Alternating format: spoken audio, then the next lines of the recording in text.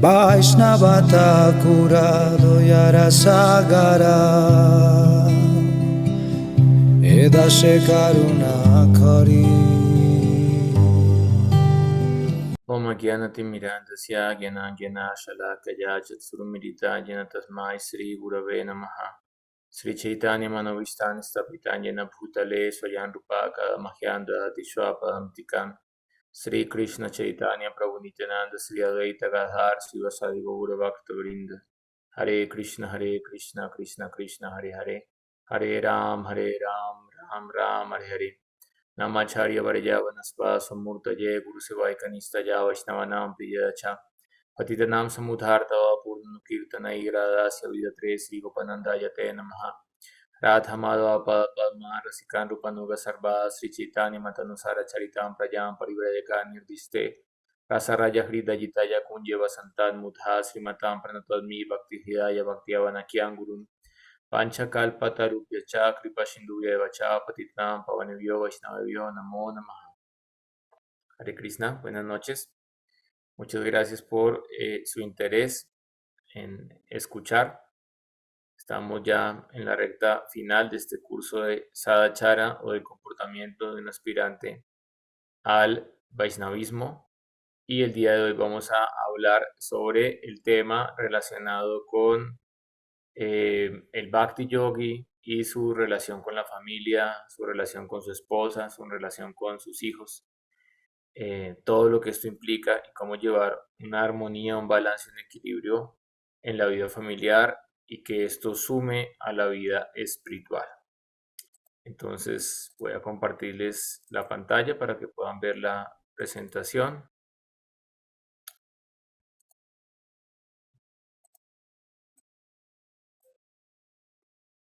El Bhakta y la familia, el practicante de Bhakti y su posibilidad de tener una familia en conciencia espiritual.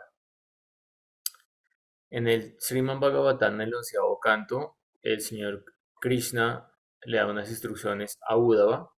Esto es llamado el Uddhava Gita. Y dentro de este Uddhava Gita, entonces él empieza a hablar sobre los diferentes sistemas sociales que han existido a lo largo de las diferentes yugas o eras. Y él explica que en Satya Yuga, en la era del oro, solamente había una casta que se llamaba Hamsa. Y ya sabemos que Hamsa significa cisne, Paramahamsa, cisnes trascendentales, los devotos puros, Hamsas, cisnes que están buscando los lugares puros, santificados, que se asocian con cisnes.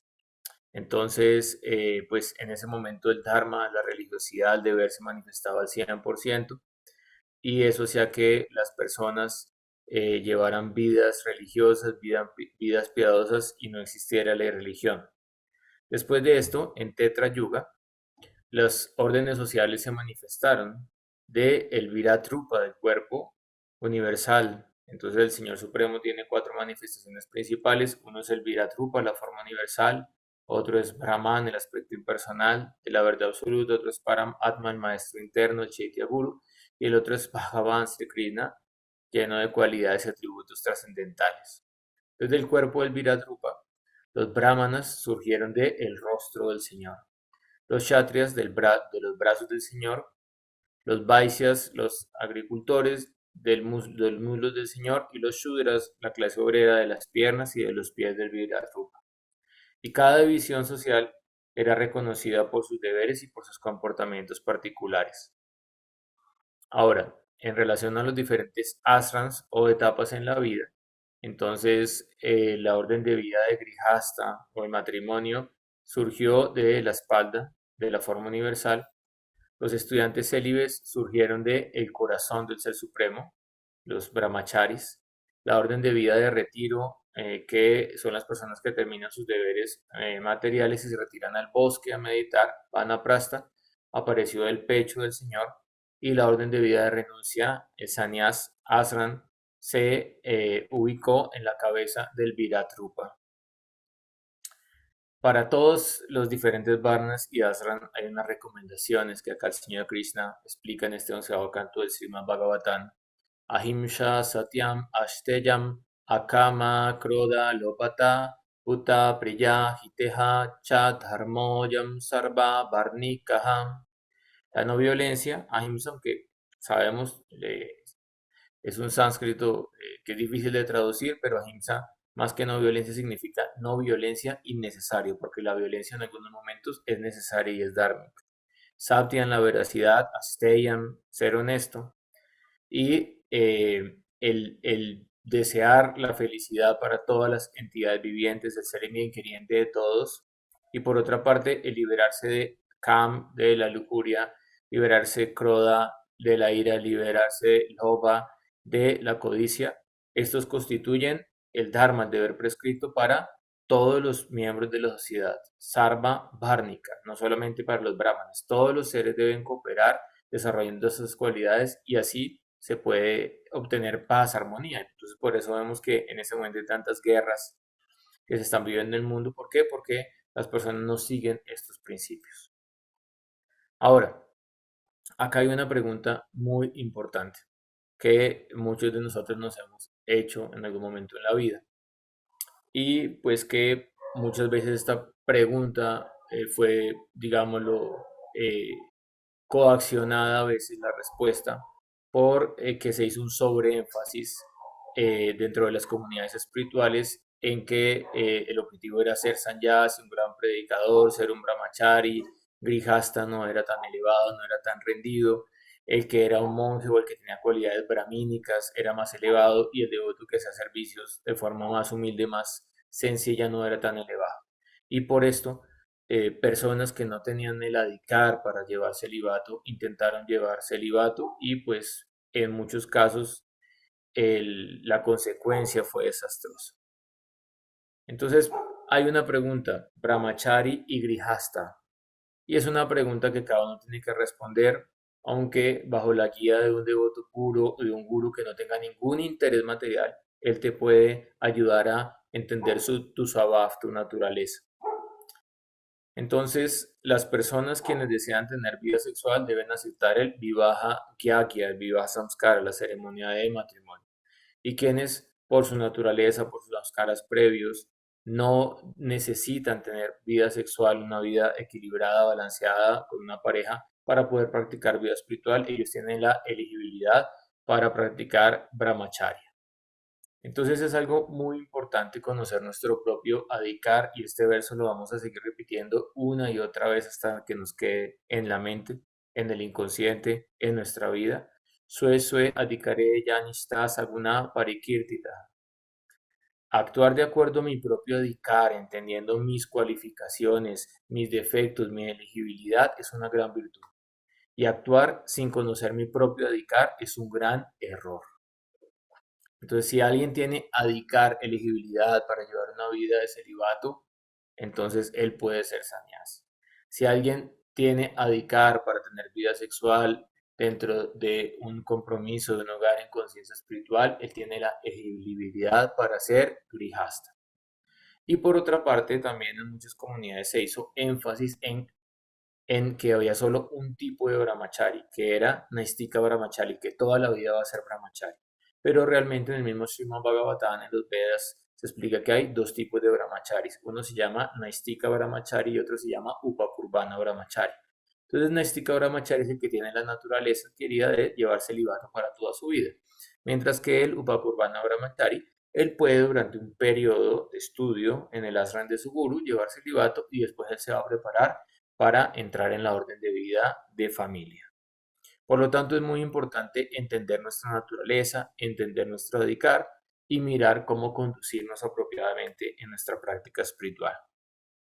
Acá hay un comentario de Aseo Bhaktivedanta Swami Prabhupada, el Srimad Bhagavatam 8.2.30, en el cual se está hablando en este canto las oraciones de Gayendra. Entonces, ahí Bhaktivedanta Swami Prabhupada dice, no hay nada de malo en ser grijasta, ¿no? Si alguien no se considera capacitado para ser sannyasi debido a que tiene deseo sexual, entonces él se puede encaminar al ashram en el que se permite la vida sexual, es decir, el grijasta ashram. ¿Cómo debe encaminarse? Debe refugiarse en los pies del loto de Krishna, tal como más adelante vemos que hizo Gayendra, y al mismo tiempo puede ser grijasta. si se siente satisfecho con la posibilidad de tener vida sexual. No hay por qué abandonar la lucha. Es decir, para ser un buen girihasta tienes que dar la lucha contra Maya. Para ser un buen brahmachari tienes que dar la lucha contra Maya. Entonces siempre tenemos que seguir luchando por establecernos en conciencia de Krishna. Por consiguiente, Sri Chaitanya Mahaprabhu recomienda Shtaneshtita Sruti Gatam Tanu Van Manobihi. Podemos permanecer en el ashram que consideremos más adecuado para nosotros. Entonces tenemos que conocer nuestra naturaleza, tener guía apropiada de un maestro espiritual que sea nuestro bien queriente, ¿sí? Y además de esto, entonces entender cómo podemos llevar mejor nuestra práctica de conciencia de Krishna y que sea un proyecto que lo podamos mantener a largo plazo. Por un lado, tenemos entonces las personas que son brahmacharis. Entonces, la definición clásica que conocemos de brahmachari es estudiante célibe, estudiante célibe.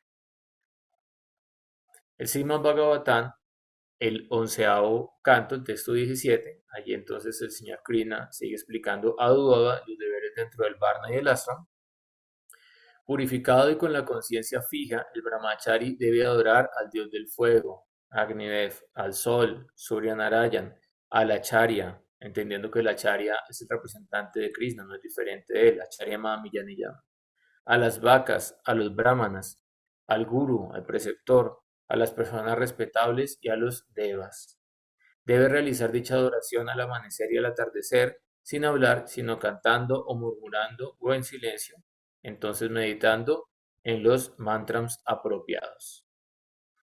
Hasta que el estudiante haya completado su educación védica, debe permanecer ocupado en el ashram de su maestro espiritual. Debe permanecer completamente libre de la gratificación material de los sentidos, es decir, lleva una vida de austeridad en el ashram del guru y no debe romper su voto de celibato. Aquellos que no están casados, es decir, los sannyasis, los renunciantes, vanaprasthas, los retirados y los brahmacharis, nunca deben asociarse con mujeres mirándolas, tocándolas, conversando, bromeando o divirtiéndose. Entonces, hace la clase anterior explicamos el markata vairagya, la renuncia del mono, dentro del grihasta ashram, que era cuando un grihasta era flojo y no quería trabajar duro para mantener apropiadamente su familia, con pretexto de ser un gran renunciante. Y por otro lado vimos el markata vairagya dentro del sannyas ashram, y ahí explicamos la historia de Chota Haridas, quien fue rechazado por Sri Chaitanya Mahaprabhu al conversar y mantenerse un tiempo digámoslo, en la casa de Madhavira. Tampoco deberían jamás asociarse con ninguna entidad viviente que esté involucrada en actividades sexuales. Entonces, entendamos que es asociación, porque pues tenemos que vivir solos en una caverna porque la normalidad de las personas todos tienen vida sexual. Entonces, lo que quiere decir acá el señor Krishna es asociación íntima, es decir, si yo estoy llevando celibato no me voy a asociar íntimamente con una persona que está ocupada todo el tiempo en actividades sexuales. Voy a asociar con personas que están llevando celibato porque esa asociación me va a permitir mantenerme en mi ashram.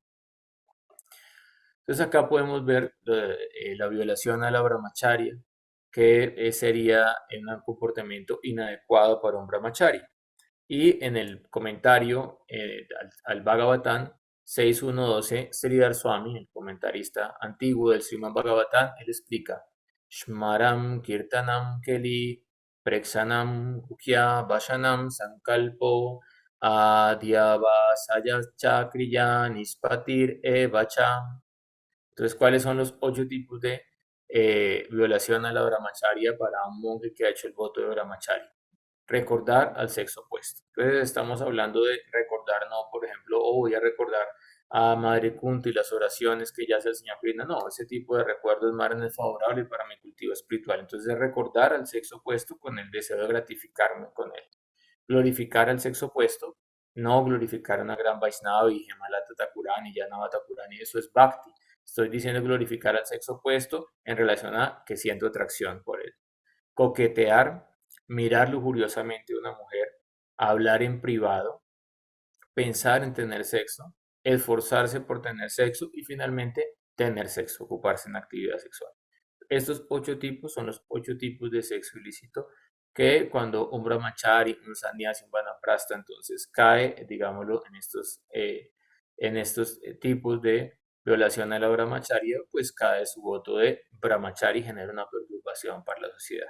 Por lo tanto, eso tiene que tenerse en cuenta, eso es algo serio, esto es algo que tiene que ser llevado con claridad, con sinceridad, y pues personas que no tienen la dedicar cuando intentan ser sannyasis, cuando intentan ser brahmacharis y están ocupados en este tipo de actividades, simplemente generan una perturbación para la sociedad de los Vaishnavas y para la sociedad en general.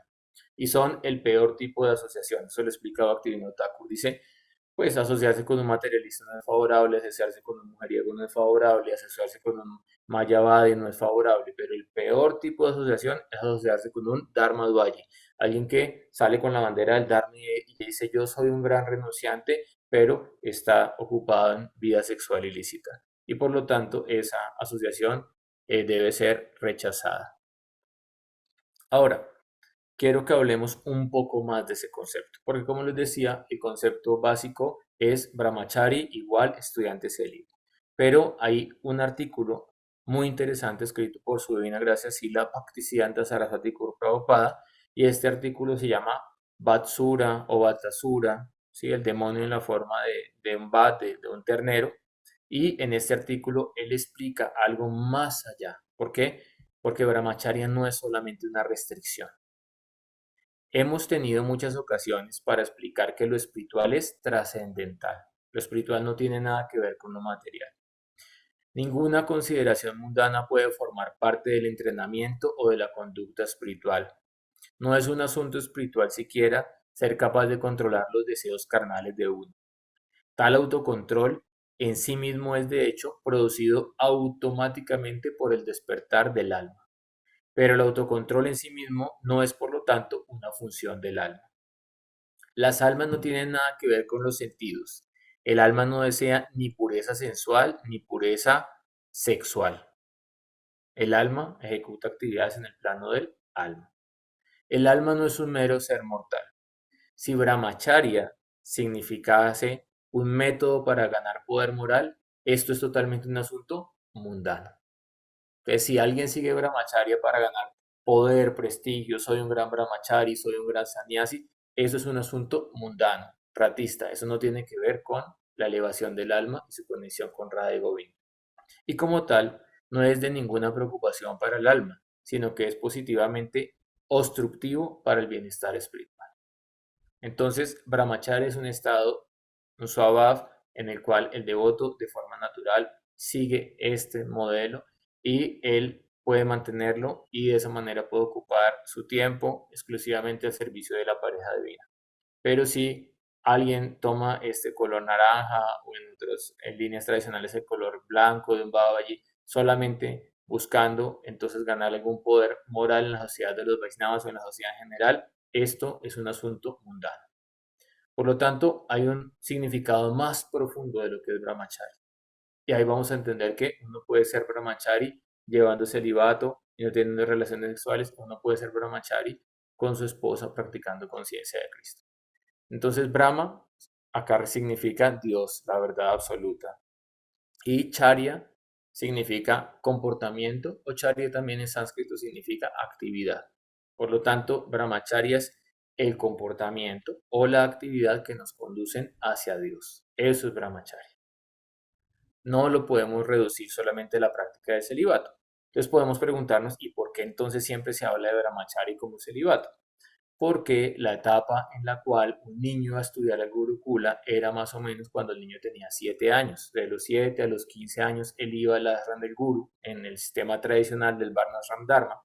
El Guru le enseñaba los Vedas. El Guru normalmente era una persona casada, tenía su esposa, sus hijos. La esposa del Guru, Guru Padni, ella educaba a sus hijos y también cuidaba de los niños brahmacharis. Entonces no habían, como estos lamentables gurukulas de hoy en día en el cual abusan sexualmente a los niños, no existía nada de eso porque cuidaba era una mujer de los niños. Generalmente cuando abusan de los niños en los internados es porque hay hombres a cargo de ellos, pero una mujer por su naturaleza de amor incondicional, ella cuida a los niños como si fueran sus hijos. Entonces la mujer del gurú cuidaba, se preocupaba por el bienestar de los niños y el gurú les enseñaba el Veda, les enseñaba sánscrito, les enseñaba Nyaya, enseñaba las ciencias védicas. Eso se trataba el sistema. Entonces, pues cuando alguien tiene 7 años y está estudiando con el gurú, no tiene nada que ver ni que pensar con vida sexual. Es natural que un niño de 7 años lleve celibato. Pero cuando un muchacho de 20 años repleto de testosterona le dicen que tiene que llevar celibato y tiene que ser forzado, obviamente ahí van a empezar problemas en la sociedad de los devotos y con la vida de esa persona. Entonces hay una etapa por esto es por etapas, ahorita Krishna lo va a explicar.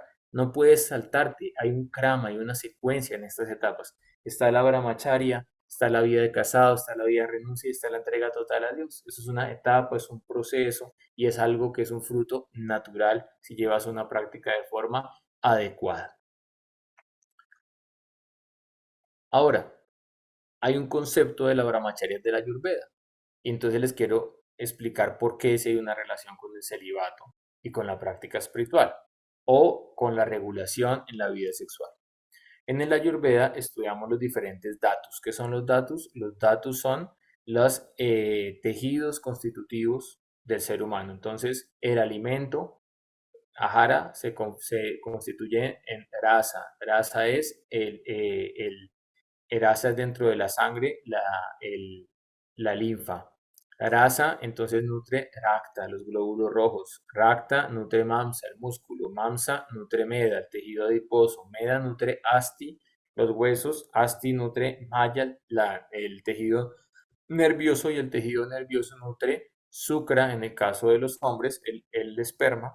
Y Artava, el óvulo en el caso de las mujeres. Por lo tanto, el cuerpo necesita mucha energía para generar óvulo y para generar esperma de buena calidad.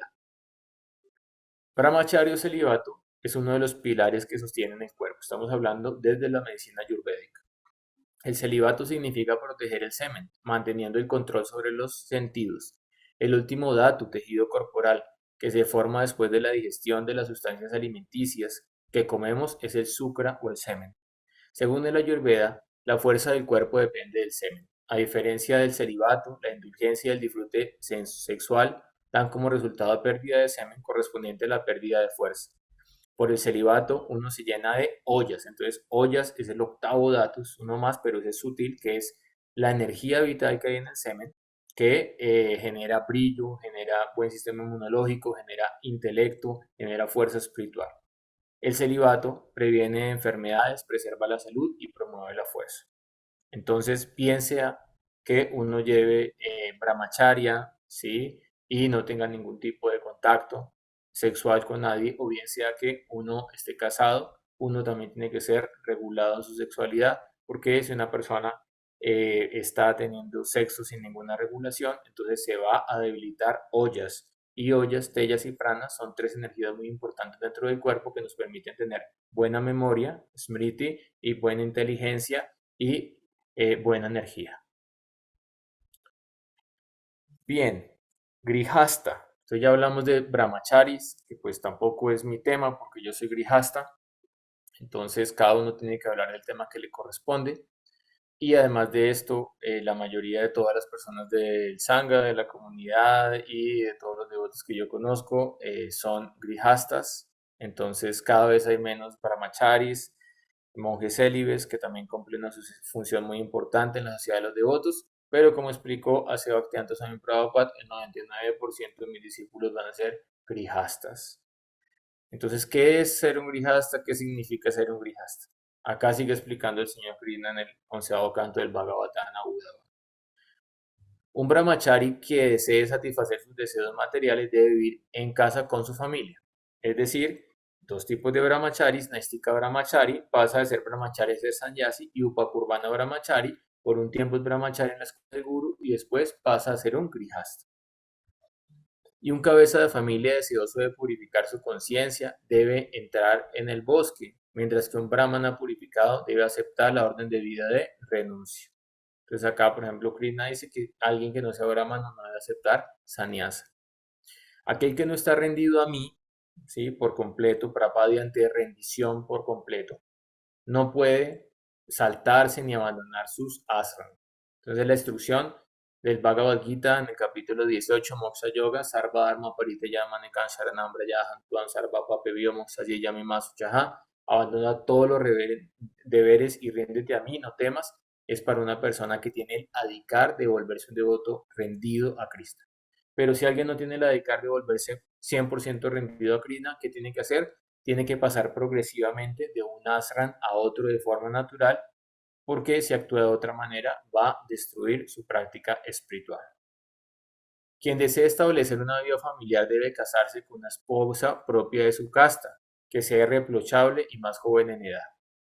Entonces, tenemos que traducir todo esto a los tiempos modernos, ¿no? Porque esto fue escrito hace 5000 años y fue hablado por Krishna en esa época. Entonces, ¿qué significa acá en Occidente que todos somos antiayas por fuera de casta? Significa una persona que tenga una naturaleza similar a la tuya. Porque si tú eres una persona intelectual, una mujer empresaria, gerente de una empresa, de una multinacional, y pues tú te casas con un obrero que es albañil, escasamente sabe leer y escribir, lo más probable es que haya perturbación dentro de ese hogar y no haya un buen augurio para ese hogar. Por otra parte, entonces en relación a la edad, el Jyotish Shastra, la ciencia de la astrología, dice que dentro de la compatibilidad de una pareja puede haber una diferencia de edad, pero se recomienda que no sea más de 7 años. Más de 7 años no es muy buena la compatibilidad, porque va a haber diferencia tanto de parte del hombre o de la mujer, pero si es menos de 7 años, entonces va a haber más compatibilidad. Todos los hombres nacidos dos veces, los dviyas, es decir, brahmanas, kshatras y vaishyas, que en la cultura védica pueden acceder al cordón brahmínico, deben realizar sacrificios, estudiar los shastras y dar caridad. Entonces es mandatorio para todos. Sin embargo, solo los brahmanas aceptan la caridad, enseñan el conocimiento védico y realizan sacrificio en nombre de los demás. Entonces, el brahmana, pues es el que socialmente es el sacerdote que ejecuta el bautismo, el namakarana, la ceremonia de iniciación, el upanayana samskara, el vivaha samskara, la ceremonia de matrimonio, etc. El brahmana que considere que aceptar la caridad de los demás, el brahmana que considere que aceptar la caridad de los demás destruirá su austeridad, su influencia espiritual y su fama, debe mantenerse mediante otras dos ocupaciones brahmínicas. Es decir, un brahmana, por ejemplo, el primer ministro de un rey, un mantri, un brahmana, y el rey se volvió alguien corrupto. Entonces, allí el brahmana dice, si yo acepto caridad de este rey, que es corrompido, yo me voy a degradar también. Por lo tanto, yo prefiero alejarme de este rey. Entonces, si el brahmana no puede ganarse su vida con una caridad que le dan por ejecutar sus ocupaciones brahmínicas, entonces él debe recolectar los granos rechazados en los campos agrícolas, pedir mendigar algunos granos, mantener su familia y no depender de los demás. Estábamos hablando de una época en la cual la sociedad donaba a los brahmanas. En este momento el brahmana le toca colectar para el templo, le toca hacer la de cocinar para el festival, le toca darle donaciones a los devotos, es distinto, pero en la cultura védica tradicional la sociedad decía la labor del brahmana es muy importante, por lo tanto nosotros donamos al brahmana para que él se pueda dedicar al cultivo de la ciencia espiritual, a adorar la deidad, a enseñar los astros y no tenga ninguna ansiedad ni él ni su familia.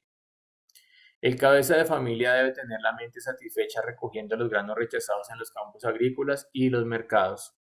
Manteniéndose libre de deseos personales, debe practicar los principios religiosos magnánimos, con la conciencia absorta en mí. De esta manera, un brahmana puede permanecer en casa como cabeza de familia, sin mucho apego, y así alcanzar la liberación.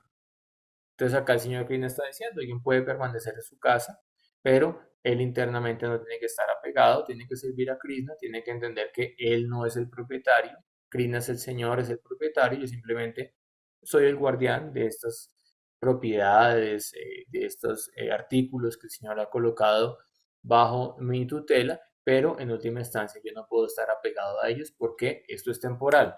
Es como el que va a un hotel y entonces dice, yo quisiera quedarme a vivir en este hotel tan bonito por toda la vida. Pues alguien le va a decir, no, esta no es su casa, usted tiene una casa, ¿cómo se va a quedar acá en el hotel? Usted viene a un viaje, está unos días en el hotel y se devuelve a su casa.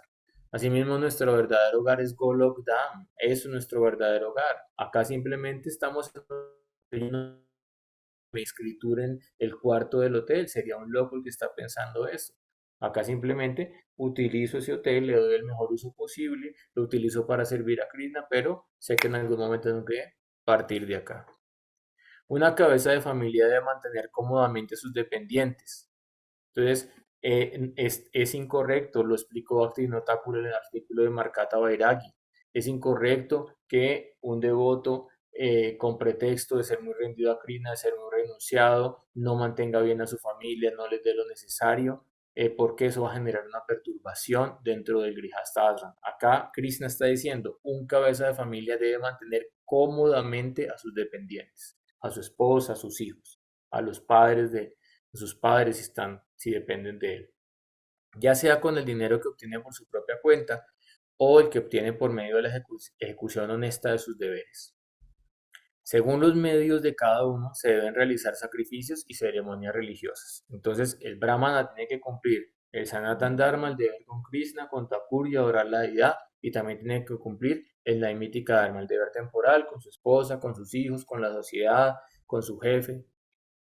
Un cabeza de familia que cuida a muchos miembros dependientes de su familia no debe apegarse materialmente a ellos. Es decir, él tiene que tener una visión de que ellos son almas espirituales. Pero si él se apega al cuerpo, va a sufrir mucho, ¿no? Como una familiar mía que hace poco abandonó el cuerpo el esposo y pues ha sufrido mucho porque lleva 30 años con él. Entonces, el apego al cuerpo hace que uno sufra porque cuando ya no está el cuerpo, uno se siente solo y siente que la persona falleció.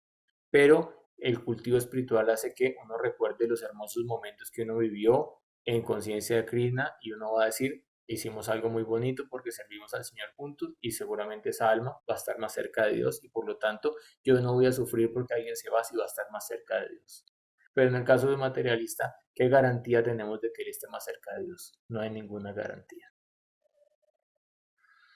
Uno no debe desequilibrarse mentalmente por el apego material en el Grihastha Ashram. Uno no debe considerarse el señor, el propietario. Bhaktaran Yagyata Pasha Sarvaloka Mahesvaram. El Señor Supremo es Bhaktaran, el disfrutador. Es Gyanesvar, el Señor del sacrificio. Es Mahesvar, el Señor, el propietario. Yo simplemente soy su sirviente. Un amo de casa inteligente debe comprender que toda posible felicidad futura, al igual que la que ya ha experimentado, es temporal, dentro del Grihastha Ashram. La asociación de hijos, esposa, parientes y amigos es como el breve encuentro de viajeros. Con cada camino, con cada cambio del cuerpo, uno se separa de estos asociados del mismo modo en que uno pierde los objetos que posee en un sueño cuando el sueño ha terminado. Considerando profundamente la situación actual, un alma liberada debe vivir en casa como un huésped, sin ningún sentido de propiedad o ego falso. De esta manera no se verá atado ni enredado en asuntos internos. Entonces todos esos conceptos de la renunciación se entendieron de forma impropia por muchas personas.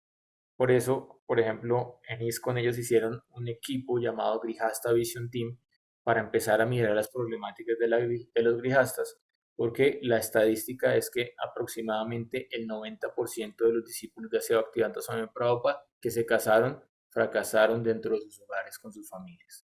Entonces, algo se practicó mal, algo no se entendió de manera apropiada. Y por eso estamos haciendo estas conferencias, para entender de manera apropiada y para que esta nueva generación de devotos, segunda, tercera generación, hagan las cosas correctamente, puedan tener un hogar en armonía y una práctica feliz en conciencia de Krishna con la familia. Entonces, uno no renuncia a la familia, uno renuncia es a la falsa concepción de que yo creo mi esposa, mis hijos, mi casa, mis propiedades, yo soy el señor de este lugar. Simplemente yo veo a mi esposa, a mis hijos y a esta propiedad en relación con el Ser Supremo. Y de esa manera puedo practicar tranquilamente dentro del Grihastha Ashram la conciencia de Cristo. Ahora, hablemos del celibato dentro del Grihastha Ashram. Entonces, bien sea que uno esté casado o que uno no esté casado, uno sigue llevando celibato. ¿Cuál es la diferencia? Que en el Grihastha Ashram uno tiene permitido entonces ver con ojos de una mujer a su esposa, tener intimidad con su esposa, dormir con su esposa, tener relaciones sexuales con su esposa, y eso es dármico, eso es permitido por el Dharma Sastra. no hay ningún pecado. Pero en esta primera generación de devotos se les colocó el estándar más alto de Brahmacharya, que era relaciones solo para procrear y tenían relaciones con su esposa y entonces decían, soy caído, soy pecaminoso. No, hay una diferencia entre papa, entre pecado y entre disfrute. Es diferente. Entonces, si un sannyasi él tiene relaciones sexuales con una mujer y él ha tomado la orden de vida de renuncia, eso es papa, actividad pecaminosa, y tiene que pagar la reacción por eso. Pero si una persona casada tiene sexo con su esposa, eso simplemente es disfrute, eso no es pecado. Claro, cuando una persona quiere todo el tiempo disfrutar de los sentidos, entonces en algún momento tal vez no se va a regular y ya en un momento dice, bueno, ahora quiero disfrutar no solo con mi esposa, sino con más mujeres y ahí ya cometería papa. Por esto uno tiene que tener un punto muy fino. Y por esto, en este mismo Seado Canto, el señor Krishna dice, Darichayat, por una fortuna que no podemos comprender muy bien, aquella persona que no está muy apegada a la vida material, tampoco está muy desapegada de la vida material, puede practicar Bhakti Yoga. Entonces yo no puedo estar, si estoy casado, muy apegado a la vida sexual, pero tampoco puedo estar muy desapegado de forma prematura a la vida sexual, porque ambos van a ser obstáculos para tener una vida sexual, una vida matrimonial equilibrada. Por lo tanto, entonces uno también tiene que llevar ese celibato dentro de la orden de vida de casado. ¿Por qué? Porque puedo ver con ojos de una mujer a mi esposa y disfrutar con ella, pero respecto a las otras mujeres, todo lo que explicamos de los 8 tipos de sexo ilícito para un brahmachari, un sannyasi, tengo que aplicarlo. No puedo contemplar a una mujer con ojos lujuriosos, no puedo coquetear con una mujer, no puedo hablar a solas con una mujer. Dharma Sastra dice que un grihasta no debe hablar a solas con una mujer porque eso perturba la mente de su esposa. Entonces puede hablar, pero tiene que estar en compañía, tiene que estar con otras personas. Por lo tanto, de nuevo, o bien sea que uno quiera ser célibe, quiera ser un brahmachari, un sannyasi, o bien sea que uno quiera ser grihasta, tiene que hacer las cosas con criterio y de forma apropiada. Tipos de brahmacharya dentro del grihasta ashram. Entonces hay 4 tipos de brahmacharya dentro del grihasta ashram o 4 niveles y cada uno corresponde, uno está en la etapa canista, neófita de la devoción, en la etapa madhya, en la etapa intermedia o en la etapa uttam, en la etapa avanzada. Entonces de nuevo, eso es Swayadhikari. Yo tengo que actuar de acuerdo a mi dedicar. Si yo soy un canista, yo no puedo seguir regulaciones de un devoto puro porque no lo voy a poder mantener. El primer tipo de brahmacharya dentro del grihasta ashram es tener sexo sin ninguna restricción, pero solamente con la esposa. Ese es el tipo de brahmacharya llamado Krishna. No vamos a explicar por qué se llama Krishna, pero bueno, ustedes saben, Krishna honra todas las gopis en Braya y pues Krishna tiene relaciones con Radharani todas las noches. Esa es la realidad. Él es la suprema personalidad de Dios. Entonces, este es el tipo de brahmacharya oscuro o Krishna. Acá Krishna significa oscuro. ¿Por qué? Porque Krishna brindaban, entonces él no tiene restricciones. Él es el amante trascendental de todas las damiselas de Braya, de las Braya Ramanis. Entonces, un muchacho se casa con su esposa, están en la luna de miel. Entonces, no vamos a decirles allá, no, tienen que tener una vez al mes solo sexo porque eso está prohibido. Esto no, simplemente ellos están practicando poco, están disfrutando, se acaban de casar, están en su luna de miel. Eso es algo natural. Pero no podemos quedar toda la vida en luna de miel. Entonces, después de esto, entonces, viene el segundo nivel de brahmacharya dentro del grihastha, que es rakta o de color rojo. Entonces, se puede tener vida sexual, pero hay ciertos momentos en los cuales no se tiene vida sexual. Por ejemplo, en Sri Ekadasi, los días de Sri Ekadasi no se debe tener sexo con la esposa. Si uno tiene sexo durante el día, se le disminuye la duración de la vida, la longevidad. Eso explica en las ciencias védicas. Entonces, el momento es Nisheda, la noche es el momento para tener el intercambio sexual, no el día. La mayoría de votos, así sean grijastas, entonces cuando ellos van a brindaban a Kartik, hacen voto de celibato y hacen ese voto pues para dedicarse exclusivamente al baño. Entonces, en los días, en algunos días, no se tiene vida sexual. Tercer nivel de brahmacharya, shukla. Shukla significa claro, tener sexo en los días siguientes a la retirada del periodo menstrual. Entonces, después de que se retira el periodo menstrual, los siguientes días la mujer no está ovulando, entonces se puede tener sexo con ella varios días y no va a quedar en embarazo. Y el nivel más alto de brahmacharya dentro del Grihastha Ashram es Vimana. Vimana significa spotless, significa sin mancha. Solo tener relaciones sexuales con el fin de procrear. Entonces, Srila Prabhupada mismo explicó esto. Srila Prabhupada a veces dijo el sexo es solo para procrear. A otros discípulos le dijo pueden tener sexo una vez al mes. A otro dijo puede tener sexo 2 veces al mes. Al otro le dijo complazca a su esposa lo que sea necesario.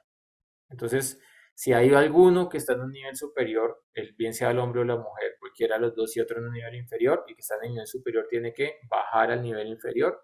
¿Para qué? Para proteger el Grihastha Ashram y no destruir el ashram. Eso es la recomendación de las personas que han estudiado profundamente este sistema del Varna y el ashram. Siguiente punto que vamos a tratar el día de hoy, la economía dentro del Grihastha Ashram. Entonces estamos tratando puntos álgidos que han llevado a que hogares en conciencia de Krishna fracasen. ¿Para qué? Para que aprendamos de esas lecciones y para que no sigamos cometiendo los mismos errores. Esto es algo súper importante. Entonces, diferentes medios para ganar dinero han sido aconsejados para las diferentes castas. La adoración a Dios y el asistir a otros en tal adoración como sacerdotes, el estudio y la enseñanza, el ofrecer regalos y aceptarlos a cambio, son los 6 karmas o deberes para un brahmana. Pero no todos los devotos tienen naturaleza brahmínica. Entre estos, el dinero debe ser obtenido a través del trabajo como sacerdotes, maestros y aceptar regalos. O aceptar daksina, donación. El dinero así ganado debe ser gastado en los asuntos familiares, en la adoración de Thakurji de la deidad, en el estudio, sí, porque uno requiere, si uno va a estudiar los astros, uno requiere un tiempo consagrado de estudio, entonces uno recibe una donación, con eso utiliza para mantenerse y tiene tiempo suficiente para estudiar los astros. Y también uno debe dar caridad, entonces una de las características de un brahmana es dana, dana es la caridad.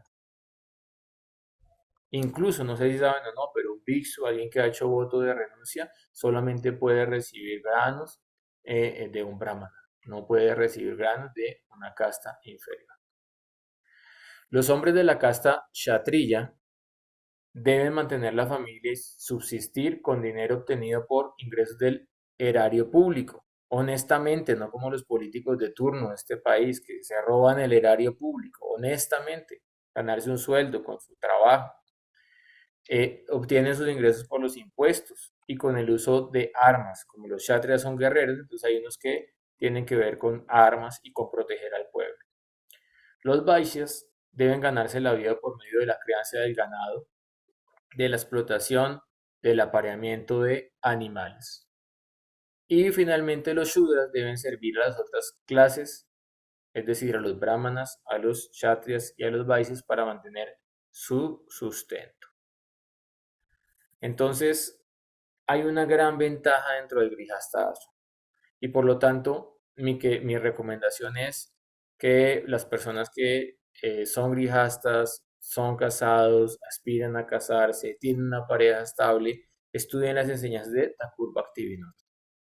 Hace Bhaktivedanta Swami Prabhupada dice, muy difícil avanzar en la vida espiritual en la orden de vida de grihasta. Bhaktivinoda Thakur dice, en Kali Yuga la forma más segura de poder avanzar en la vida espiritual es siendo grihasta. Entonces uno dice, pero ¿cómo así? Nuestras dos purvacharyas se están contradiciendo. ¿Qué es esto? No, simplemente están dando instrucciones para el que tiene la tendencia a ser célibe y para el que tiene la tendencia a ser grihasta. Y pues también cada uno habla de acuerdo a su experiencia. Entonces, así la Prabhupada no le fue bien como grihasta. Esa es la realidad. ¿Por qué? Porque su familia no lo apoyó en su conciencia de Krishna y por eso él renunció. Pero por otra parte, Bhaktivinoda Thakur, su esposa, Bhagavati Devi, una devota pura, cuando estaba en el lecho de muerte, corre Srila Bhaktisiddhanta a sus hijos y le dice, madre, ¿qué última instrucción tiene que darnos? Y les dice que nunca abandonen el culto a Sri Chaitanya Dev, el canto de su santo nombre, y abandonen el cuerpo. Entonces, imagínense el calibre de la esposa de Bhaktivinoda Thakur. Imagínense el calibre de Bhaktivinoda Thakur, ¿no?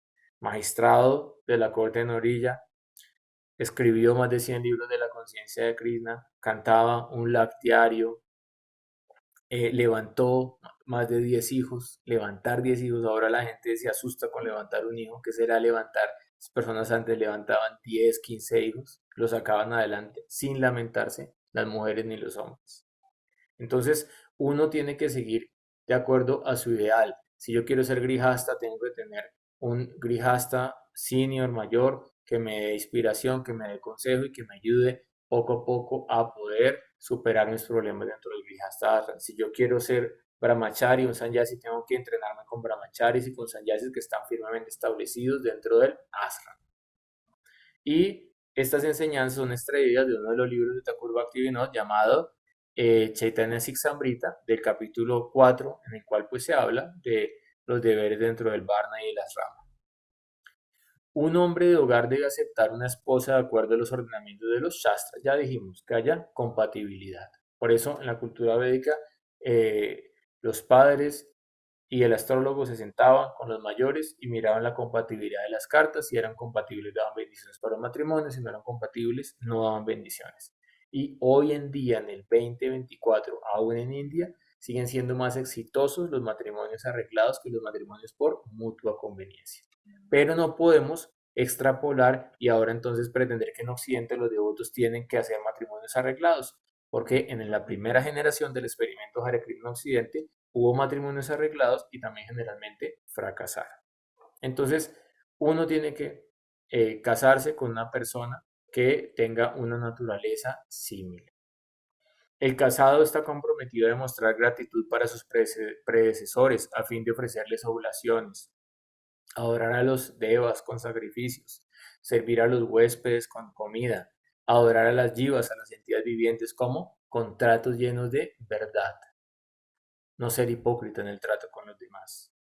Los mendicantes y los brahmacharis son mantenidos con la ayuda de los grijastas, porque dentro de las 4 ashrams, el grijasta es el módulo productivo.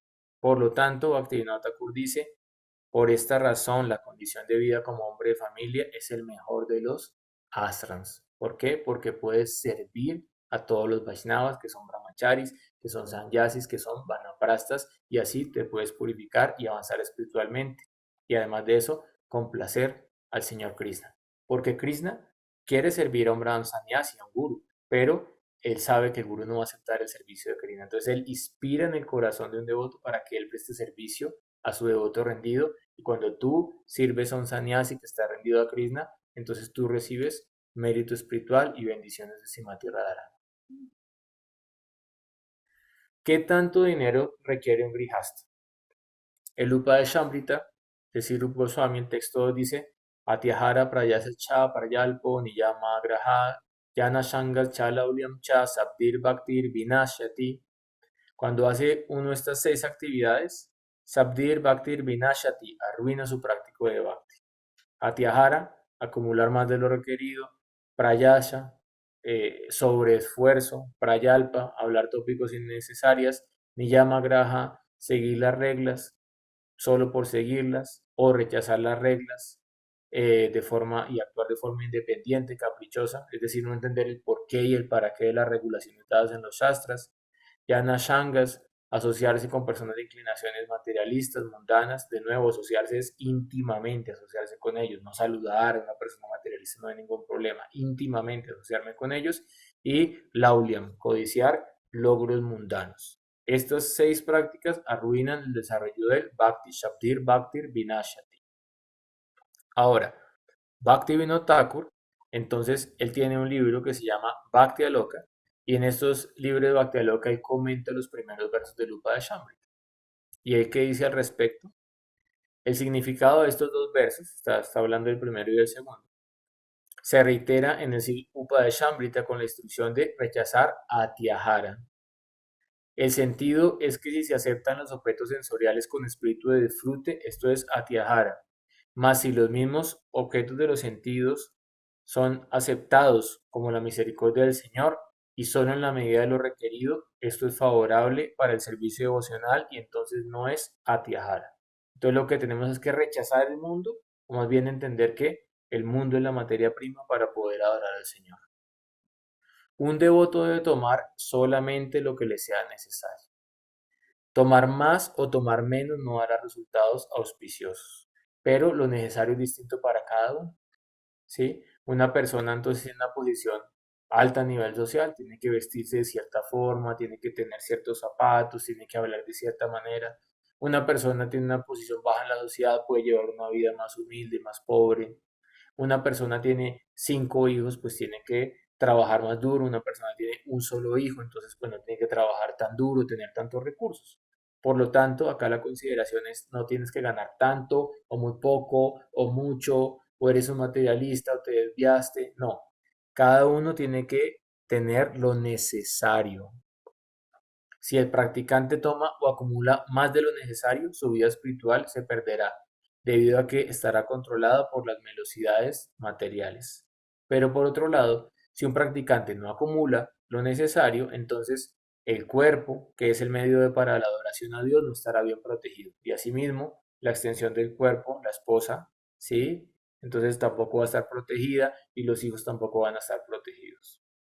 Por lo tanto, si una persona es grijasta y no tiene un trabajo digno, no gana un salario justo, no trabaja duro para mantener su familia, va a decir no tengo que pagar el arriendo, no tengo que enviar a mis hijos al colegio, no tengo que comprarle un regalo de cumpleaños a mi esposa y va a estar en continua ansiedad y esa ansiedad continua no le va a permitir hacer un vayan de calidad.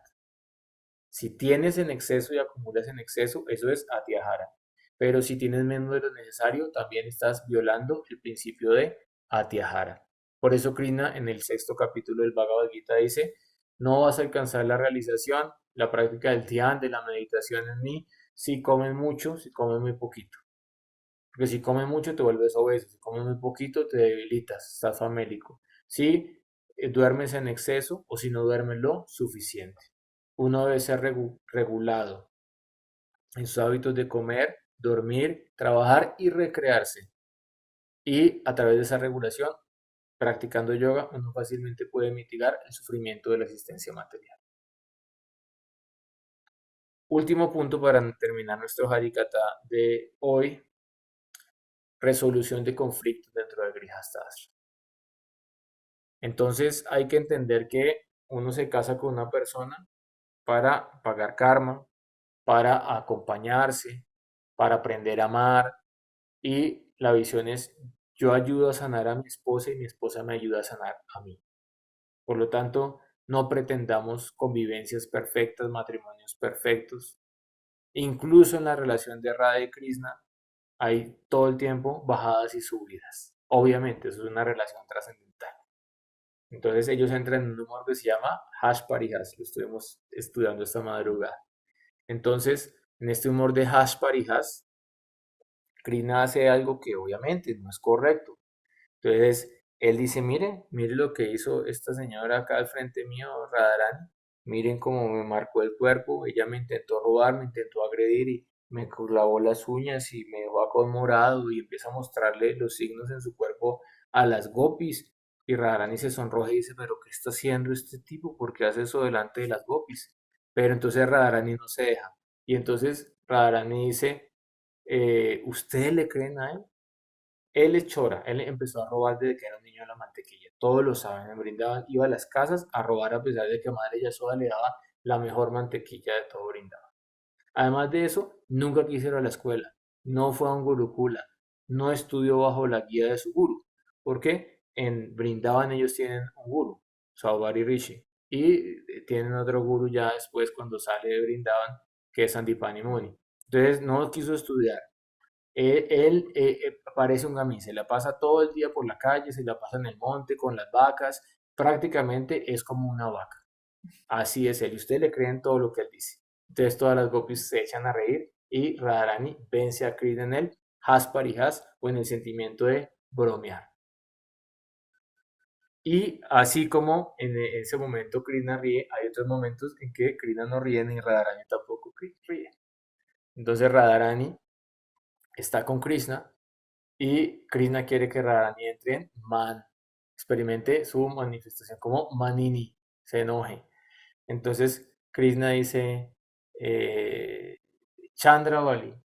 Y Radharani, ¿qué estás diciendo? ¿Estás tú invocando a Chandravali? ¿Estás nombrando a mi antagonista Chandravali? No, no, no, no, no. Yo estaba diciendo Chandrama que tú tienes, tu rostro es como la luna, es tan radiante como la luna. Y decía, me estás engañando, tú dijiste fue Chandravali, ¿cómo se te ocurre? Y Radharani entra en man, no.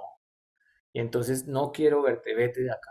Y Krishna le dice a los gopis, ¿ahora qué hago? Radharani tiene un mal muy profundo, ella me rechazó. Entonces Vishaka Devi, que es suave porque la alita es muy fuerte, entonces Vishaka le dice, ve y te arrodillas ante Radharani y le pides perdón a sus pies de loto y ella te va a perdonar. Y entonces Krishna va donde Radharani y le dice, Radharani, tú eres la vida de mi vida. Tú eres la única mujer que está en mi corazón. Nadie más puede complacer mi corazón sino tú. Por favor, perdóname. Entonces, miren que, obviamente, teniendo la proporción de la comparación, pero en el mundo espiritual también hay dinámicas. No es que todos los días Radharani está feliz con Krishna, a veces hay mal humor, a veces hay separación, a veces hay unión, a veces hay alegría, porque todo eso nutre el raza divino, nutre la relación. Obviamente, una proporción adecuada. Pero si en la relación de pareja todo el día hay mal humor, todo el día hay malas palabras, todo el día hay disgusto, pues eso no va a nutrir nada, se va a acabar la relación. Pero esperar que en un lugar no hayan pruebas, eso simplemente no existe. Es como pensar que en las comunidades espirituales no van a haber problemas. Comunidad espiritual que no hay problema se llama los Brayavasis se brindaban con Krishna y las Gopis y los Gopas. De resto en el mundo material van a haber problemas en las comunidades, pero se corre ese riesgo de hacer una comunidad espiritual para poder compartir con las almas necesitadas de la conciencia de Krishna. Esa es la única y última fundamentación de poder tener una comunidad espiritual. Por eso se corre el riesgo. Pero si tenemos comunidades espirituales más balanceadas, pues va a ser mejor para los individuos que pertenecen a la comunidad, para la sociedad, para nosotros mismos. El Rig Veda, el Mandala 8, el capítulo 31, describe lo que hace feliz a una pareja. Dedicados al sacrificio y a adquirir prosperidad, ellos sirven y honran a Dios unidos por el mutuo amor. Qué lindo. Los lazos matrimoniales normalmente son indisolubles. Srila Bhaktivedanta Goswami Maharaj él nos contó, yo aprendí que era la palabra divorcio cuando empecé a viajar a predicar a Occidente, porque yo soy de un pueblo en el cual no existe. Todos eran casados hasta viejitos y el esposo enterraba a la esposa al esposo y después ya quedaba llevando el celibato, pero no había divorcio. Pero acá, ¿cuál es la tasa de divorcio en Occidente? Muy alta. Por lo tanto, una persona debe ajustar su carácter, gustos, ideales e intereses con los de la otra, en vez de romper tan pronto como aparece una diferencia. Eso es inmadurez. Por eso se requiere cierta madurez, ¿sí? Psicológica para entrar en la orden de vida de Grihasta. El matrimonio es un sacrificio, una austeridad que ayuda a desarrollar paciencia y tolerancia. Lo sagrado del matrimonio está simbolizado por el fuego, los mantras, las bendiciones de los devotos y los votos, los bratas, hechos durante la ceremonia. Si alguno de los aspectos de la pareja no son armónicos, si se ejecuta correctamente el vivaha samskara, la ceremonia védica de matrimonio, entonces se disminuyen esos aspectos inarmónicos. Y también a través de las bendiciones del maestro espiritual. Se puede disminuir los aspectos inarmónicos, la sinastría que no está bien en la relación de pareja. Por eso es importante tener bendiciones, por eso es importante pasar por una ceremonia de fuego, por eso es importante tener las bendiciones de los devotos mayores, del maestro espiritual y de los grijastas. Cuando los esposos se separan, generalmente es debido a la carencia de madurez, en donde la modalidad de la ignorancia y la pasión derrotan a la bondad, y cuando la relación solo está basada en la atracción física, sin ninguna consideración por el desarrollo de la espiritualidad. Claro está, hay causales serias de divorcio, infidelidad, violencia intrafamiliar, eso es otra cosa. Pero en los matrimonios que no hay esas causales serias de divorcio, que obviamente sí, digámoslo, es justificado el divorcio, generalmente falta madurez, falta comunicación, falta diálogo y también falta terapia de pareja. Entonces, Otro misconception. Hay devotos que dicen, no, el Maha Mantra es la panacea, yo no necesito nada más, no necesito terapia, no necesito que me digan nada, yo solo con el Maha Mantra, porque el Maha Mantra es Sarva Shakti, tiene todas las potencias espirituales. Sí, es verdad. El Maha Mantra es la panacea para un devoto puro que canta sin cometer ofensas. Pero tú cantas de forma pura el mantra o tú estás cometiendo el nama parado, nama basa. ¿Qué es lo que estás cantando? Entonces, si un devoto puro canta el Maha Mantra, él ahí va a tener toda la claridad espiritual para resolver sus problemas, siendo sannyasi, siendo brahmachari, siendo grihasta. Pero si tú no cantas aún Sudhanama, el nombre con pureza, entonces ¿cuál es el problema de tomar terapia, de tomar consejo de un mayor, de tomar alguna terapia en la pareja, de tener un espacio para el diálogo, para la sanación, para la comunicación? Eso simplemente es pereza. Entonces hay muchas cosas que no son bhakti, pero son aropa siddha bhakti. Son prácticas que nos ayudan a ser mejores devotos. Y si terapia psicológica nos ayuda a no destruir un matrimonio y ser buenos grijastas, eso es parte de la práctica del bhakti y es bendecido por Krishna. El esposo debe considerar a su esposa como la propiedad del Señor, debe protegerla y animarla con gran respeto y ternura. También debe conducirla a la salvación. Por su parte, la esposa, aceptando a su esposo como el representante de Krishna, debe ser casta, sumisa y servirle con gran afecto y devoción. Entonces, de repente, ese comentario es Bhaktivedanta al Srimad Bhagavatam, canto sexto, capítulo 19, texto 17. Alguna feminista que esté de pronto ahí en Facebook escuchando la clase va a decir, ¿cómo así que la mujer debe ser sumisa? Acá se está diciendo que sea sumisa a un devoto que la protege, la anima y es tierno con ella y la conduce a la salvación. No se está diciendo sea sumisa a un borracho, sea sumisa a un sexópata, sea sumisa a un irresponsable. Pues obviamente la sumisión depende del dedicar de la persona a la cual tú entregas tu corazón. Entonces tiene que haber una correspondencia, una sinergia. Cuando surgen problemas en la vida conyugal, es la costumbre para las familias tradicionales de la India consultar los shastras, buscar consejo de los mayores de la familia y de las autoridades espirituales. Muy distinto a Occidente, el sistema védico. Incluso en el sistema védico, uno se casa y generalmente se va a vivir al hogar donde viven los papás del novio. Pero ellos no es a meterse en la relación y a husmear. Ellos es simplemente vamos a apoyarlos para que esta relación sea exitosa, porque del éxito de esta relación depende el buen nombre de toda nuestra familia. Y si esta relación fracasa, es la desgracia para los padres. Por lo tanto, ellos ayudaban con todo su esfuerzo para sacar adelante ese hogar y con toda la experiencia. Pero acá tenemos unos muchachos que no saben nada de convivencia, de pareja, de matrimonio, de crianza, que se van los dos a vivir en un apartamento solos y no saben cómo afrontar los problemas. Y generalmente en Occidente, entonces los padres se parcializan. Entonces la mujer dice, ay, no sufra más por ese hombre.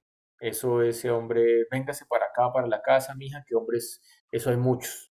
Y por el otro lado, entonces el hombre se va de la casa, abandona su casa, y entonces el papá dice, hijo, mujer, eso es lo que hay, eso no se preocupe, siga adelante. No, la cultura védica es en la medida de lo posible y en la medida en que no haya una causal seria de divorcio, vamos a proteger esa familia, vamos a consultar los sastras, vamos a consultar a los sadhus, vamos a consultar a los grijastas ejemplares y vamos a ayudar a que esa familia pueda salir adelante. Esto es muy importante para que las parejas aprendan a comunicarse y a resolver sus problemas a través de Buddhi Yoga o de la inteligencia espiritual. Porque si no se consulta a los sastras, si no se consultan las autoridades, si no se consultan a los sadhus, ¿de dónde desarrollamos conciencia espiritual, Buddhi Yoga? No es posible. Los problemas conyugales pueden ser resueltos a través del amor y la sinceridad. Por lo tanto, deben ser atendidos tan pronto como surgen, sin minimizar su importancia. ¿Por qué? Porque el problema más trivial, a través del tiempo, se puede volver una causal de un divorcio. Podemos concluir que la clave del éxito para una pareja es compartir las mismas metas, los mismos ideales. Y los Vaisnavas y los Vaisnavis tienen una meta en común: restablecer su relación eterna como sirvientes de Sri Sri Radha y Krishna. Om Gyana Timirandasya Gyanam Gyana Shalakaya Chatsuru Militan Tasmai Sri Gurave Namaha.